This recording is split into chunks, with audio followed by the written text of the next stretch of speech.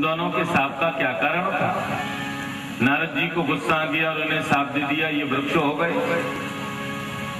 सुखदेव जी महाराज कहने लगे, राजन, एक समय की बात, ये दोनों कुबेर के पुत्र नलक कुंवर मणिग्रीव यौवन से मदोन्मत्त होकर के उन्होंने मदरा का सेवन किया और एक फूले हुए वन में तरुण स्त्रियों के साथ में नग्नावस्था में विहार कर रहे हैं। नारद जी वहां पर पहुंचे। श्रीमन्नारायण नारायण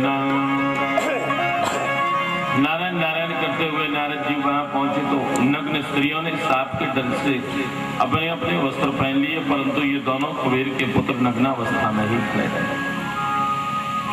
अब नारद जी सोचते हैं कि देखो, ये कुबेर के पुत्र हैं, लक्ष्मी के मद से अंधे हैं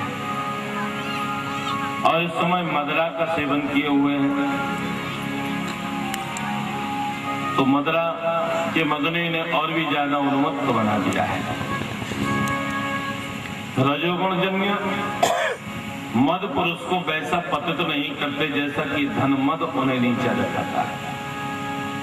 धन का मद सबसे बुरा होता है। जब आदमी के पास धन होता है, ज्यादा पैसा होता है, उसे अपना शरीर अजर अमर अनस्वर दिखाई पड़ता है। धन होने की दशा में समस्त चाहिए हुई वस्तुएं प्राप्त हो जाती हैं, स्त्री, दूध, मदरा, सब कुछ मिल जाता है।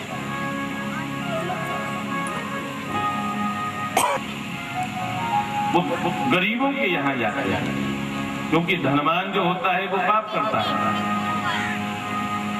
अर्थ से ही सारे अनर्थ होते हैं। और दरिद्री जो होता है, गरीब जो होता है, बस उसके मन में एक ही इच्छा रहती है कि हमें अन्न मिल जाए, भोजन। उसका मन कभी पाप की ओर नहीं जाता है। इसलिए समदर्शी साधु जो होते हैं वो गरीबों के यहाँ जाते हैं। जिसके पैर में कभी कांटा लग जाता है और जब दूसरे के पैर में कांटा लगता है तो वो ये विचार करता है, सोचता है, कांटा लगने पर जैसी पीड़ा मुझे हुई थी ऐसी ही पीड़ा इस व्यक्ति को हो रही होगी। तो जिसके पैर में कभी कांटा ही न लगा हो तो उसे दूसरे की पीड़ा का कैसे अनुभव होगा? तो ये कुबेर के पुत्र हैं, लक्ष्मी के मद से अंधे हैं, लक्ष्मी की कोई कमी नहीं है, मदरा का सेवन किए हुए हैं, इन्हें अपने शरीर के नग्नत्व का ध्यान नहीं है। नारद जी ने उसी समय साथ दे दिया, नलक कुंवर मणिग्रीव, तो मेरे सामने वृक्ष की तरह नग्नावस्था में खड़े हो, इसलिए जाओ, तुम दोनों वृक्ष हो जाओ। साथ दे दिया।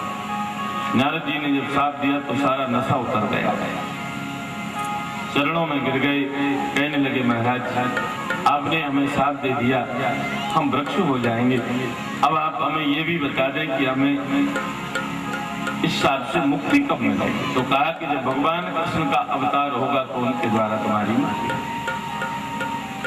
आज भगवान ने नलक कुंवर मणिग्रीव का उद्धार कर दिया। नलक कुंवर मणिग्रीव भगवान से आज्ञा लेकर के वो उत्तर दिशा की ओर जाते हैं। गोपानंदा दया सुत्वा द्रमयो पततो रवम तत्रा जगमुकुर श्रेष्ठ निर्गात भये संकिता। गोपानंदा दया सुत्वा द्रमयो पततो रवम।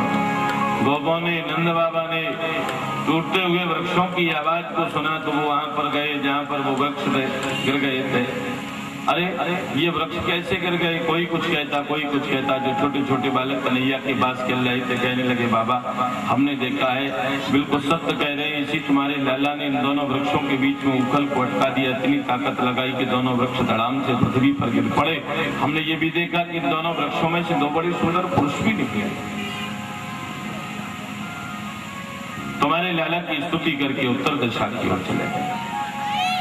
नंद बाबा ने अपने लाला को उठाया, ग्रह दोष की आशंका की और गौ पूंछ से झाड़ा दिया।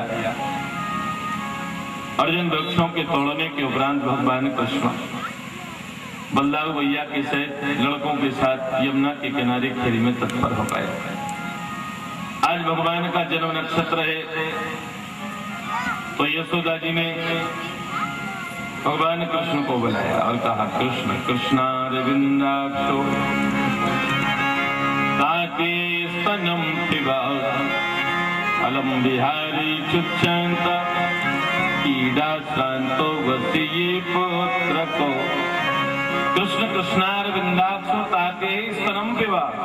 हे कृष्ण, हे बलराम, आओ बेटा, आज तुम्हारा जन्म नक्षत्र है, आज ब्राह्मणों को दान दो, तुम्हारे अंग धूल से मटीले हो गए, स्नान करो, भोजन करो, नवीन वस्त्र पहनो, उसके बाद में खेलना है।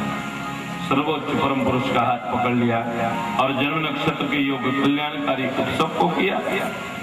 अब उस उत्सव में जब सब लोग एकत्रित हुए तो विचार होने लगा कि इस गोकुल में तमाम प्रकार के उत्पात हो रहे हैं। पहले बालक देखो पूतना से बचा, गाड़ी से सत्ता सुनाम का दे जाना चाहिए, कोई दूसरा स्थान देख लेना चाहिए। सब लोग अपनी अपनी इच्छा से स्थान बताने लगे कि ये स्थान ठीक रहेगा, ये स्थान ठीक रहेगा। लेकिन मैं एक उपनंद नाम का गोप था, ये ज्ञान और अवस्था में सबसे बड़ा था। वो कहने लगा, सुनो स्थान हम बताते हैं। वनम वृंदावनम नाम पशव्यम नवकाननम गोप गोपी गवाम सेव्यम पुण्यादि प्रणदीरुधम। वनम वृंदावनम नाम पशुभ्यम नवकाननम। वृंदावन नाम का वन पशुओं के लिए बड़ा उपयोगी सिद्ध होता है। यमुना के जल को देख करके, यमुना की रेती को देख करके, गोवर्धन पर्वत को देख करके गोपों को बड़ा आनंद प्राप्त होता है। मेरा मत तो ये है वही निवास बना लेना चाहिए, फिर आपकी जैसी इच्छा हो।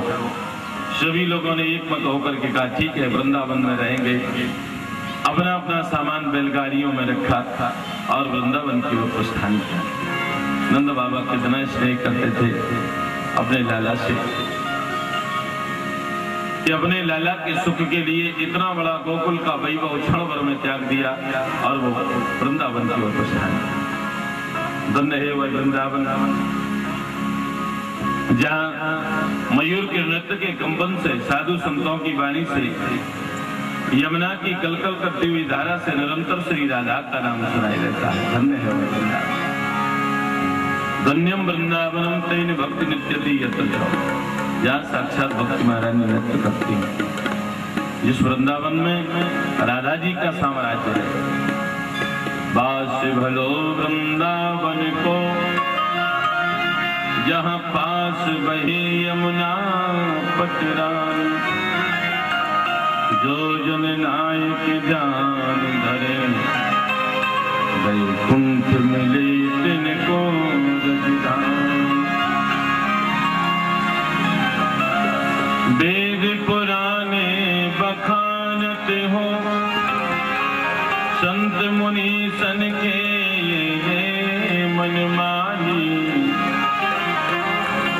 यमुना यमदूतन तारती है भव तारती है श्री राधिका राम।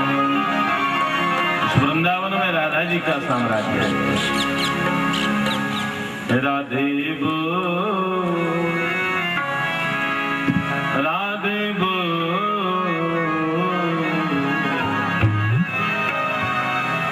वृंदावन की गलियन